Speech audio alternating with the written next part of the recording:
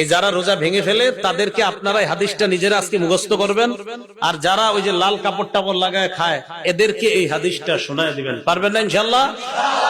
বাংলাটা মুখস্থ রাখতে পারবেন তো?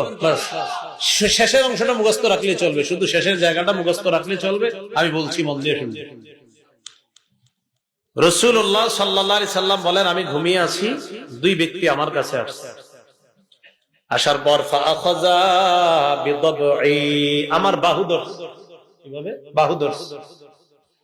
তো ধরার পর আমারে টাইনা নিয়ে যাইতেছে, স্বপ্নে দেখতেছে নবীজি। সুবহানাল্লাহ।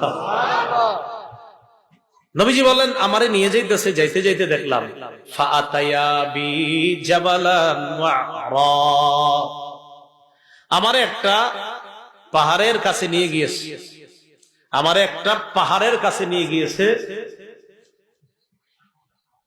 তো এই দুর্গম পাহাড়, এই দুর্গম পাহাড়ের সামনে গিয়ে আমি দাঁড়ায় রয়েছি। দুর্গম পাহাড়, ওটার সামনে দাঁড়ায় রয়েছি। নবীজিরে নিয়ে গেছে কয়জন? দুইজন। এইভাবে মনে করেন দুইজন রাসূলরে এইভাবে দুই বাহুতে ধইরা দুইজন নিয়ে গেছে। তা আপনি সামনে এলেন না, দেয়ালে সুন্দর হইতো, আচ্ছা আইছেন না, সমস্যা নেই। মানে দুইজন দুই দিক দিয়ে ধরছে, আপনি ধরে নিতে পারেন এইরকম এরকম ধরে নিয়ে গেছে। বুঝছেন সবাই? এরকম।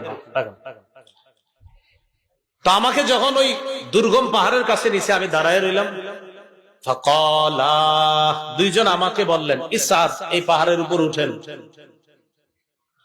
তো আমি জবাব দিলাম, লা উতিকুহু, না না আমি পারবো না, এই দুর্গম পাহাড়ে, এই পাহাড়ে কে উঠবে, আমি পারবো না। নবীজি বলেন, ওই দুইজন নবীজিকে বললেন, সানুসাহিলুহু লাকা, আপনি টেনশন করেন না, পাহাড়ে ওঠা আমরা দুইজন আপনার জন্য সহজ করে দিব।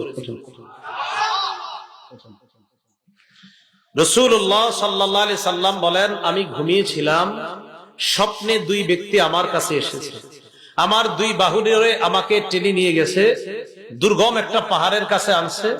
ওই পাহাড়ের কাছে যাওয়ার পর আমি পাহাড়ের সামনে দাঁড়িয়ে রইলাম। আমাকে ওই দুইজন বললেন, আপনি পাহাড়ে ওঠেন। আমি বললাম, আমি উঠতে পারবো না। তারা দুইজন আমাকে বললেন, আমরা এই পাহাড়ে যেন আপনি উঠতে পারেন, এই ওঠাটা আমরা আপনার জন্য সহজ করে দিব, আমরা সাপোর্ট দিব, আপনি ওঠেন।